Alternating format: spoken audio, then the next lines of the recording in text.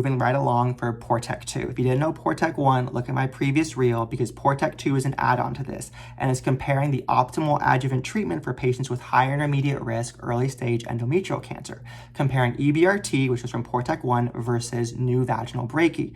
Vaginal brachy had been shown to have reduced amounts of vaginal recurrence. They wanted to see if this could be a better option because there was a higher amount of GI toxicity in the EBRT group.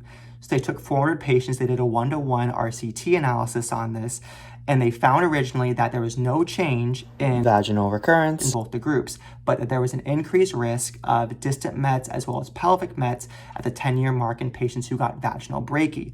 But when they looked at the overall survival at 10 years, it was unchanged in both of the groups.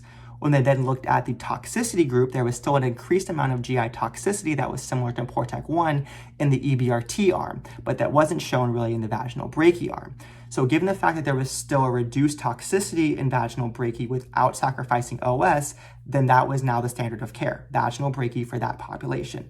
This, of course, is going to be a caveat, though, if patients have multifocal or diffuse LBSI, positive P53 or positive L1 because those have a high increased risk for metastasis, and those patients actually might be better to use EBRT. And that's the breakdown of PORTEC 2.